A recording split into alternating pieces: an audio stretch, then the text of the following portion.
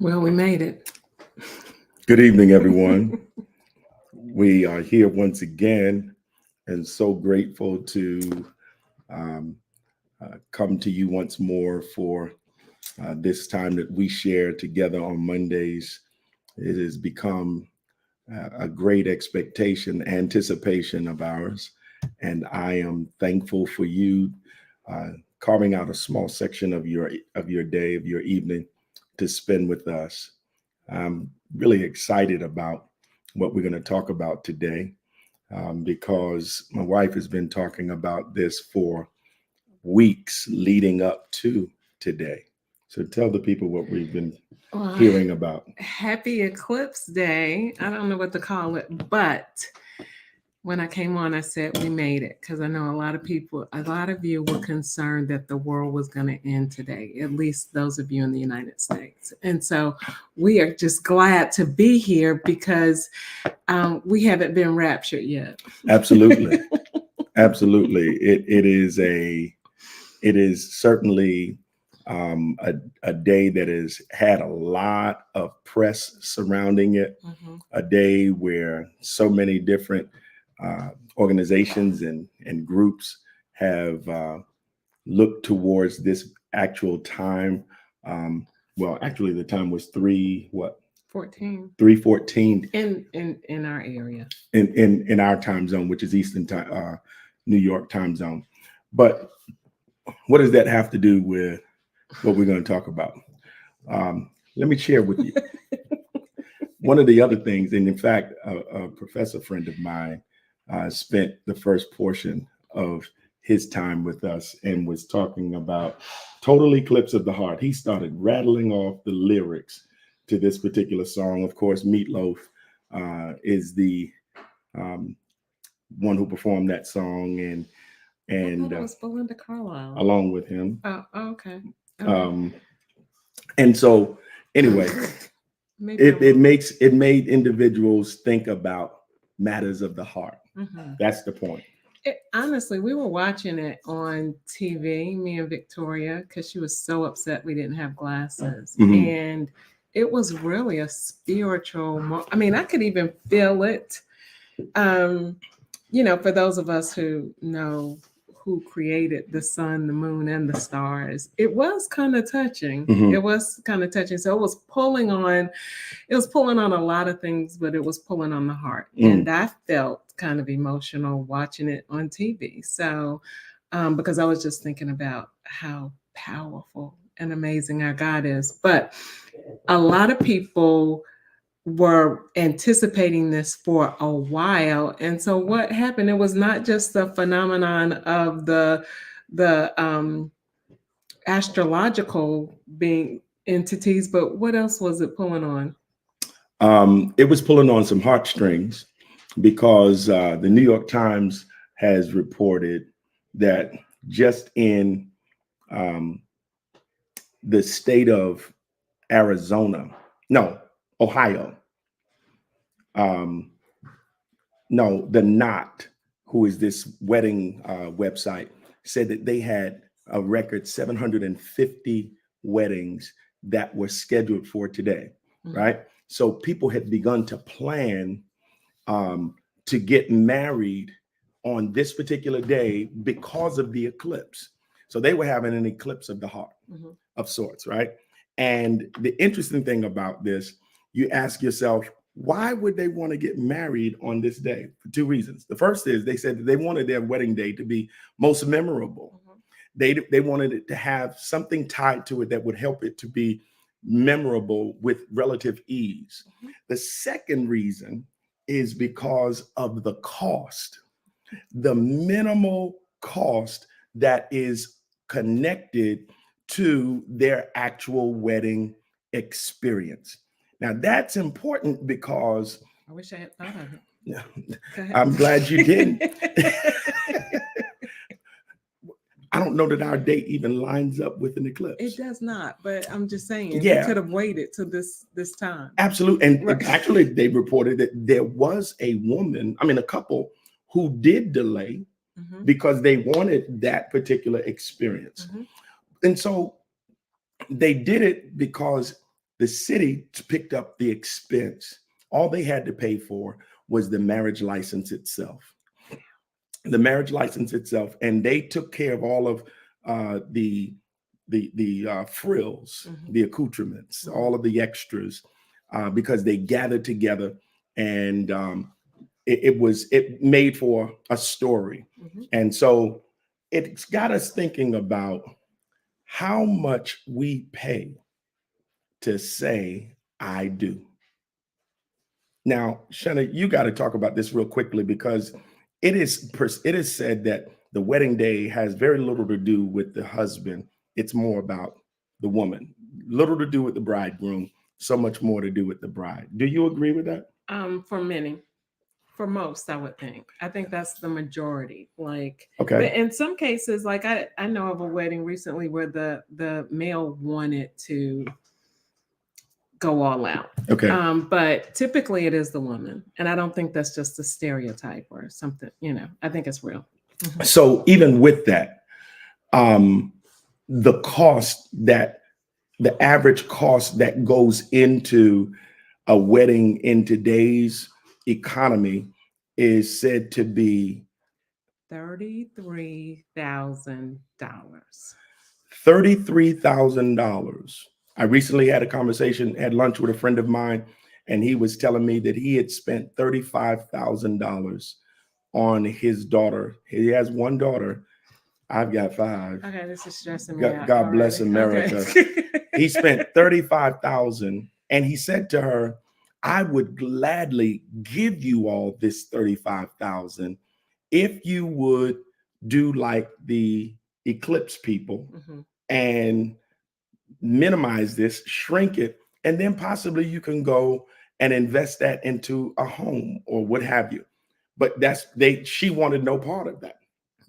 And so there we have it. We know that there are many individuals who exceed 33,000, which is again the average spent. And then there are some who come under 33,000, but not that by that much.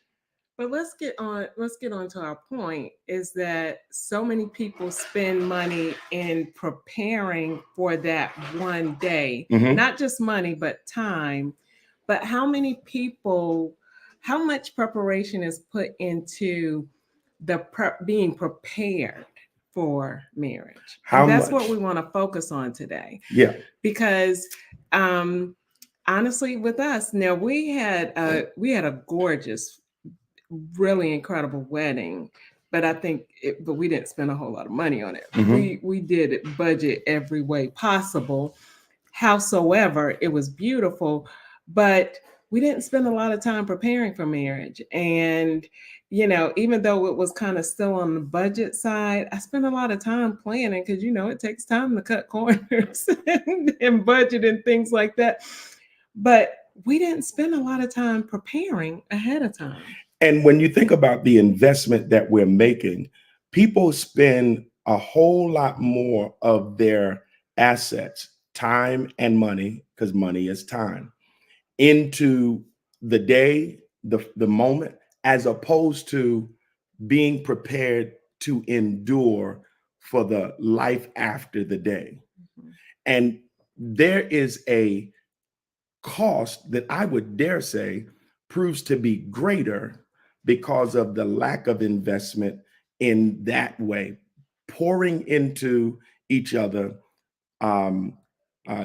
readying yourselves to be able to meld your lives together. And it ends up oftentimes in a massive bill of counseling, a massive bill of heartache, pain, and so on, and so on. So I want to ask you, if you are at that crossroad, or if you've already crossed it, how much did you invest? If you have not yet crossed that bridge, you have caught this in a very good frame of timing, so to speak, because there's still possibly some time that you can invest. But then we know that there's some things that you need to go deeper about, Mhm. Mhm. because even when we had our premarital counseling, it was one day, right? One session. One session. And it's not easy to do it in general. Very unlikely that you're going to get to the depth of the needs in one session. Mhm. So what do So we end up finding? that we weren't ready. Hmm. We weren't ready. And because of it, we wasted a lot of time, pain, heartache, frustration.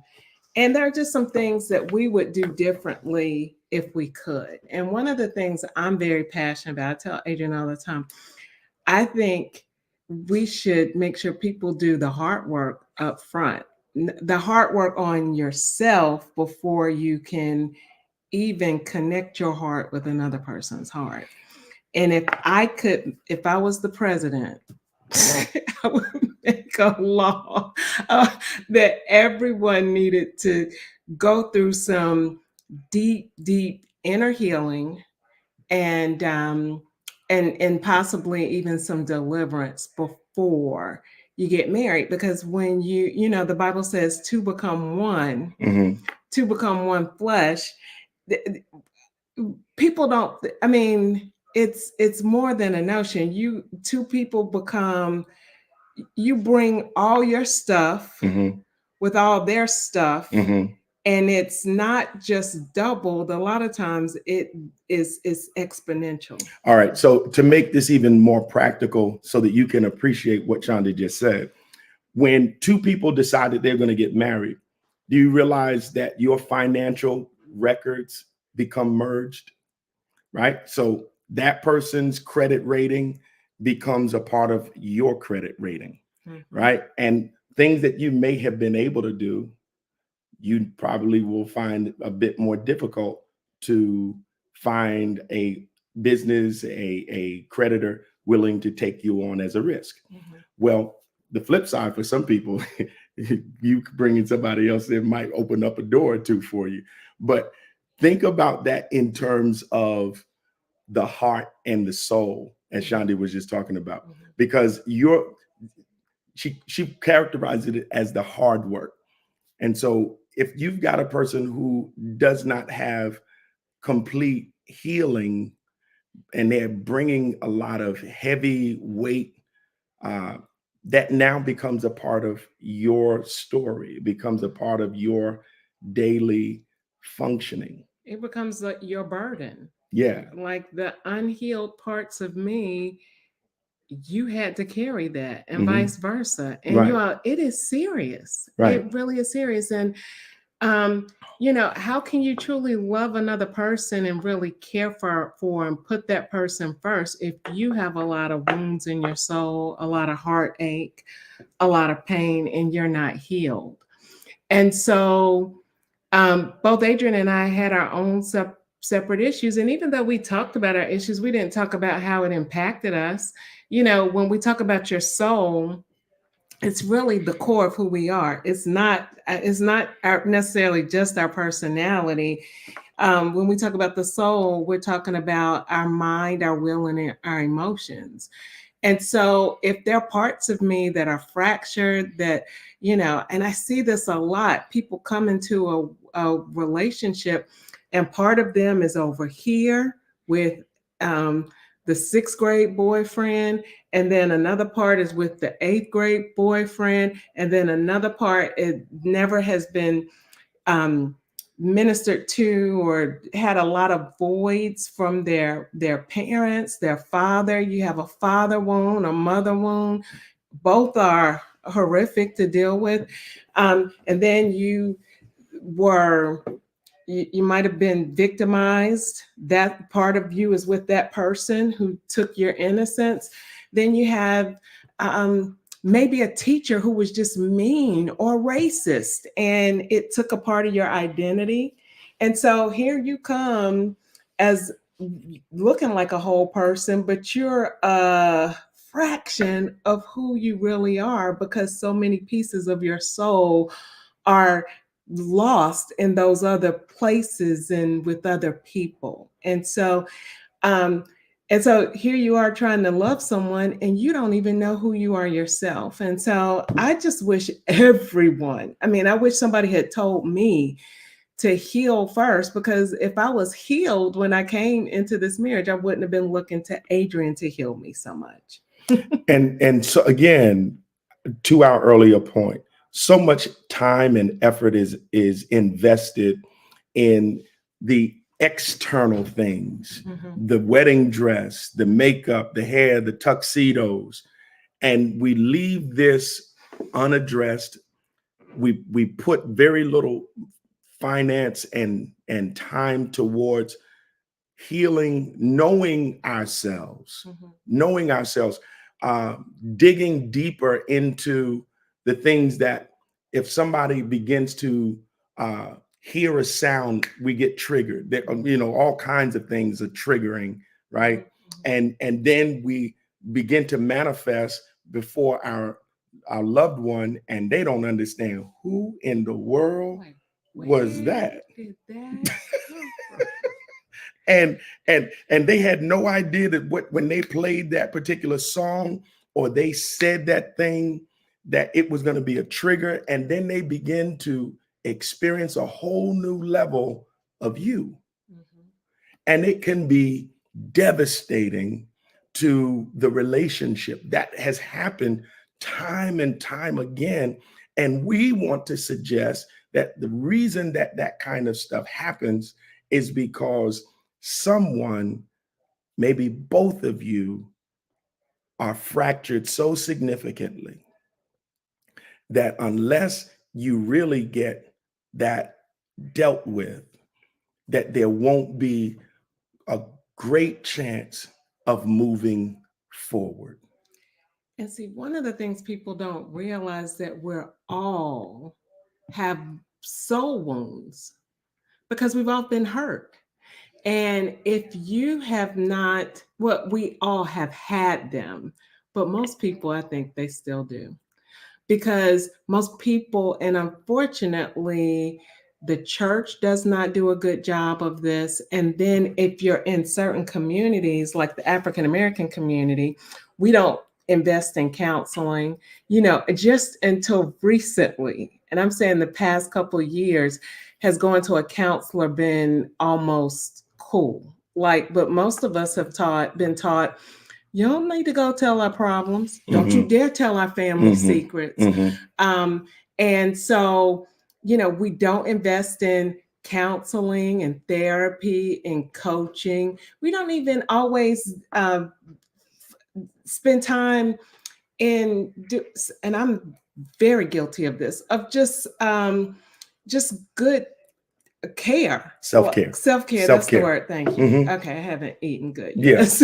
Self-care. Self-care. So we need to get those massages. We need to go away on retreats. I'm the most horrible one to go to, spend time, because I'm thinking, well, all the work that I'll have to do when I get back. And so we need to do some time. We need to spend some of those dollars in the preparation. I would just tell your friend, tell your daughter, tell your son, as they're planning for their wedding, put a budget line, put a line item in there for therapy and some good counseling. That's really good. That is good. That is so good because again, if you don't take care of yourself and you're limping, you've got a catch in your back, and you don't have the capacity or the willingness to get the care that you need to relieve it,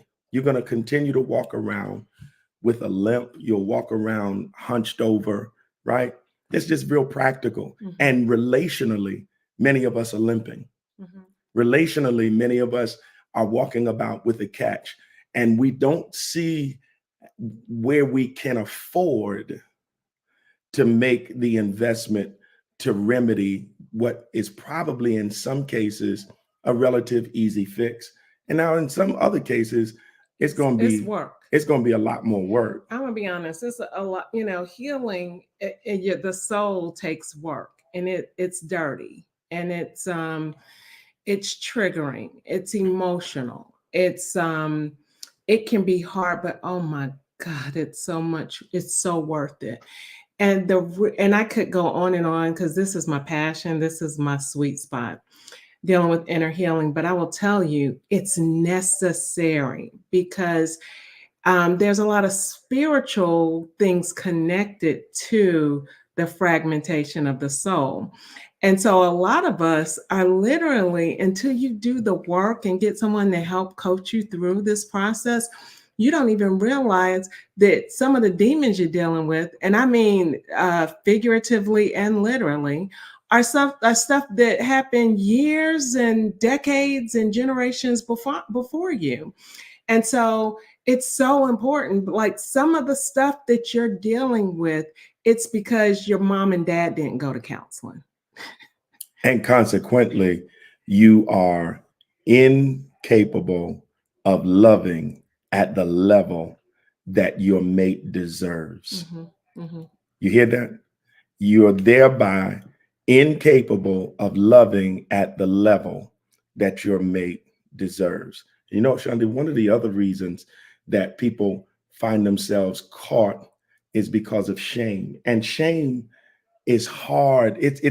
It's one of those soul issues that seem to cost so much to overcome. Remember I did a teaching on that and you just loved it because the Lord just showed me how it was, what did I call it? A super stronghold. I forget what I called it, but we don't a lot of times realize how shame, fear, and control work together. And it's serious. And it's also the first, I believe, stronghold that is even shown in the Bible. Because remember when Adam and Eve, they were in the garden, they ate the fruit. Right. As soon as that sin took place, what did they do? They went and hid. They went and hid. Why? Because of shame. Shame. Right. And they were afraid of the repercussions. Right. Because they didn't understand who their father was, because they walked outside of his realm of protection. And because of that, they tried to control everything. Right. And then they went into, and that manifested and went into a whole bunch of other things like accusation, division, discord, blaming. I mean, and it's all because we didn't deal with that shame. Yeah. It causes us to fear and control, and it's like a super stronghold. And so they're feeding off of one another. And I know but I could do a whole teaching on that by itself, but it's the shame. Right. It's the shame. And I know it's a problem, especially in communities of color, because of marginalization and so many different types of spiritual issues like generational curses. I mean, it just is magnified. And I just want to encourage people to do some homework in this area, because and if you don't have the strength and the to deal with it yourself, I mean, but for you, because you might not love yourself enough to deal with the issues that you have, do it for the generations that come after you. And me and Adrian have a saying that when we teach this in a course where we deal with the matters of the heart and the soul, and we say, refuse to make others pay for what others did, and that you have to be the one to break the cycle, to break the curse. You're the cycle breaker. Yeah, that's what I was trying to say. You can be the cycle breaker. Yes. Maybe you come from a family lineage where divorce has continued to perpetuate, and maybe you're struggling now in your marriage, or you're at the crossroad again of entering into marriage, but you're doing it with such fear that it's gripping you. Mm-hmm. If you do these kinds of things that we're talking about tonight, if you make the investment to be healed, you can be that cycle breaker. And so, um, as we wrap this up, again, if you joined us late, our whole spiel was centered around the fact that so many people invest in the one day, and they fail to appreciate how much more they should be willing to invest in the life after the day. Mhm. And that it points right back to the soul. Because listen, I've heard of many people who have the mansion, they've got cars, they've got boats, they've got wardrobes to die for, but they're not happy. Mhm. Isn't that waiting to exhale? When she Well, was yeah, burning everything absolutely. up, Yeah, yeah, yeah, yeah, yeah, their yeah. house was laid. Mhm. He was driving a BMW. They had everything in terms of material things, but they didn't have any Peace. no peace. The love was lacking, and thus you end up with a barn burner in the front yard Mhm. because she was unsatisfied. He was unsatisfied. Stepped outside of the house, outside of the relationship. Why? Because there was something broken on the inside of him. So Adrian laughs at me because when we look at movies, because I'm so passionate about this, like we'll be watching the storyline and I'm like, I bet he didn't know his father. Right. I bet his father walked out on him. Oh, that's a mother wound. That's a mother I have wound. already planned out his deliverance I session.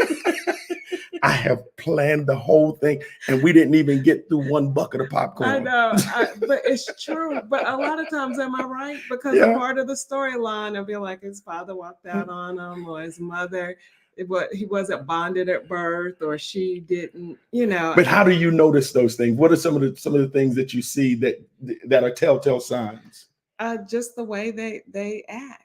Mhm. Just some of the, I, I mean, I don't know. I think it's discernment, but it's also the It's clues. a I lot mean, of discernment, but there are some natural there's clues. a lot of natural Right, clues. right. And if we had more time, we talk about some of the thing, how we realize, like me and Adrian, we teach this course for other people, but a lot of times we get healed in the process. It's a beautiful thing It's a beautiful because thing. we are investing. but it's time again, Adrian, Eh, because people have to understand that healing is the process of healing is like an onion. You just shed layers at a time. Peel away the But layers. I will never forget, it was a very transparent moment. Some of you were in that course and you might remember when Adrian had this aha moment. I mean, it was so raw. I wish I could find it about something that a girl did to him in like the 11th grade. I call her Sally Sue. I don't know It her was name. the 11th It grade. was 11th grade. And literally, me and the girls have had to pay for Sally Sue's. It wasn't even indiscretion. She was just ignorant, but she did something, and because of that, he made an inner vow that I'm never gonna let somebody do this, that, and the other. And we've been paying for Sally Sue. We need to talk. You need to repent. I think it's important that you know her name wasn't Sally Sue. I know. That's what I call her. Because somebody named Sally may listen. Okay, but it's not you. Right. Well, unless it is. It's not. Okay. But it was so raw, and he was 53 years old before he realized that 30 seconds of something that she said that embarrassed him made him harden his heart and make a vow that he would never let, especially a woman, get to a certain place in his heart again. Yeah. And me and those girls, Yeah. we didn't understand how he could get so icy cold about certain things.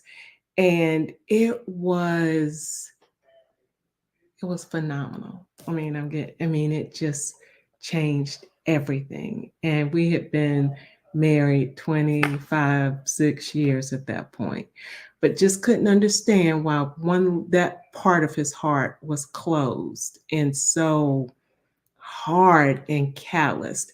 And what I'm telling you is before you say I do, you need to deal with some of that stuff. Get some help. Find people who are anointed for this work, because you and your spouse and your children will be all the better for it. I'm done. Last thing I'll say is the reason why that matters so much and why it's so critically important that there be support and partnership along the journey of healing, of inner healing, is because we all have a blind spot. Mhm. And some of us, you know how you, when you're driving, that you're ready to turn or you're ready to shift lanes, and you did not see that there was someone as close to you that could endanger both of you. That's called a blind spot. And all of us have blind spots about ourselves. And a lot of times when we're in relationships, we don't do a good job of communicating so that someone can appreciate that they actually have the blind spot. Mhm. And sometimes we need help with that. Certainly, the reason why it's called a blind spot is because you can't see. You can't see that this is an issue for you. But I've been saying a lot. I've been saying these people don't know what they don't know. It's so true. Most of us don't know some of the things that we don't know, but everybody Right. else, so many other Right. people can see and are impacted by it. Absolutely. Mhm. And so, how do we wrap this up? Because we just really peeled back some layers and probably started some tearfulness. You know, when you Well, peel that onion back, yeah. it's all of a sudden, It's usually when you cut it. yeah, Cut. right. So if you need to be cut, Mhm. we know some people who can help you get healed. Right.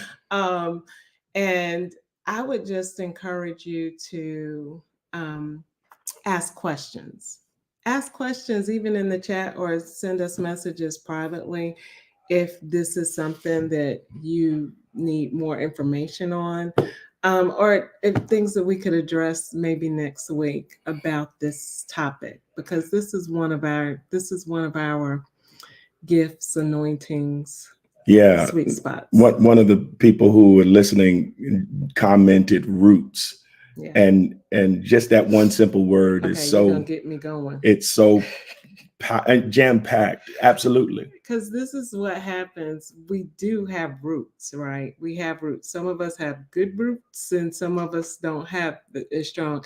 But regardless, what happens is a lot of times we always deal with the fruit. Like, why does he act like that? Why is he so flirtatious? Or why is she so negative? Mhm. And we try to put band-aids on we try to work on the fruit, but we got to go deep and deal with the root. You can't get to the fruit if the root is still there. So, Yeah. So I want to just kind of sum this up and say you're worth the investment. You're worth the investment. Your wedding day was just that. It was a day, but there are so many other days after that day that you want to be so fruitful. You know, as the storybook ends and it says, and they lived happily ever after. That's what we're talking about. It's being able to get you and your mate to that happily ever after.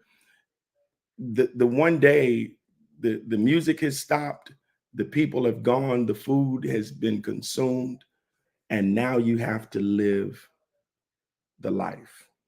you still have to live with you first and then that person. Right. Mhm. And so, as Shandi said, if a question in the chat and the inbox um, is worth the investment to possibly get the guidance, to get the support, um, to get on the road to wholeness. It starts with healing, little by little, maybe even and suddenly. We always talk about and suddenly, typically with respect to finances, but um, there might not be a sudden transformation, but it can happen. Mhm. It can happen. And we know that your marriage deserves it. So thank you so much for spending some time with us this evening. We pray that you be blessed beyond measure and that the healing will come so that the happiness will remain. Amen. God bless you. Until next week, same time, same station, go in his peace and know that God cares for you. Take care. Good night. Good night.